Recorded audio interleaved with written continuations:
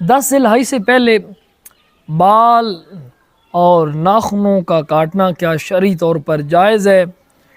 یا یہ حرام عمل ہے؟ اعوذ باللہ من الشیطان الرجیم، بسم اللہ الرحمن الرحیم۔ محترم ناظرین کرام، بہت ساری چیزیں جو ہمیں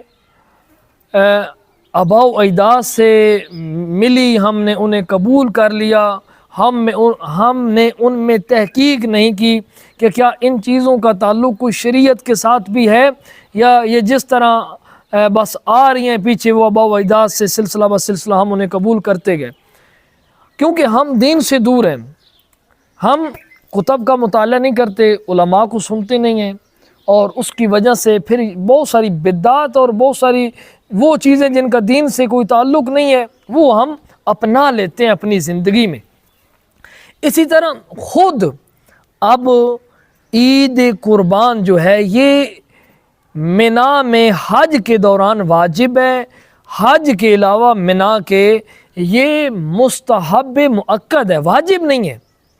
لیکن مؤکد یعنی کہ جس کی بہت زیادہ تاکید کی گئی ہے۔ اب اس سے جو شرائط حاجی کے لیے حج کے دوران ہوتی ہیں وہ یہاں پر لوگ کہہ دیتے ہیں کہ بھائی جس طرح کے بال اور ناخنوں کا کاٹنا 10 ذی-الحجہ سے پہلے، کیا کہتے ہیں کہ یہ جائز نہیں ہے۔ بھائی کہاں پہ لکھا ہوا ہے؟ کون سی شریعت کو آپ فالو کرتے ہیں؟ فقہ جعفریہ میں تو یہ جائز ہے، کوئی حرج نہیں ہے، 10 ذی-الحجہ سے پہلے آپ بال بھی کاٹ سکتے ہیں، ناخن بھی کاٹ سکتے ہیں، تو اس میں کوئی حرج نہیں ہے۔ لیکن ایک مسئلہ حج کے دوران ہے، اسے آپ عام لوگوں کے اوپر مسلط کرنا چاہتے ہیں،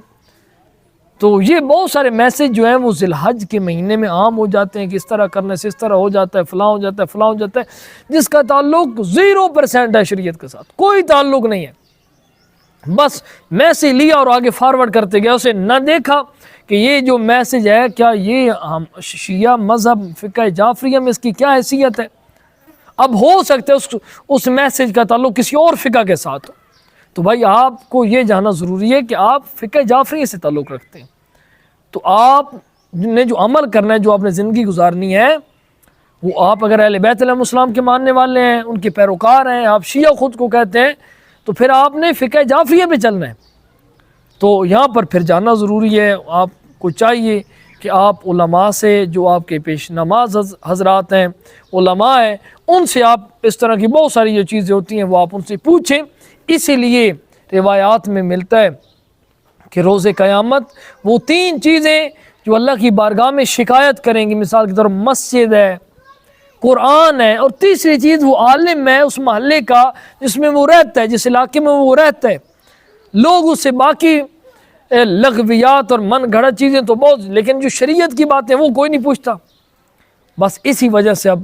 یہاں پر روایت ہے کہ روز قیامت وہ عالم بھی اللہ کی بارگاہ میں شکایت کرے گا ان لوگوں کی کہ پروردگارا، میں ان کے علاقے میں رہتا تھا لیکن یہ مجھ سے شریعت کے بارے میں کچھ نہیں پوچھتے تھے۔ مسجد اللہ کی بارگاہ میں شکایت کرے گی کہ پروردگارا، انہوں نے مجھے آباد نہیں کیا، انہوں نے میرے اوپر سنگ مرمر تو لگا دیا، مجھے سجا تو دیا، لیکن جس مقصد کے لیے بنایا تھا اس مقصد کو پورا نہیں کیا۔ اس لیے قرآن اللہ کی بارگاہ میں شکایت کرے گا کہ میرے اوپر انہوں نے بہت قیمتی خلاف تو ڈال دیے، لیکن مجھ سے ہدایت حاصل نہیں کی، تلاوت نہیں کی۔ تو بہرحال پروردگار عالم ہمیں حقیقی معنی میں مومن بننے کی، مسلمان بننے کی خدا توفیق عنایت فرمائے، اور پروردگار عالم ہم سب کو شریعت کو سمجھنے کی توفیق عنایت فرمائے۔ السلام علیکم ورحمۃ اللہ وبرکاتہ۔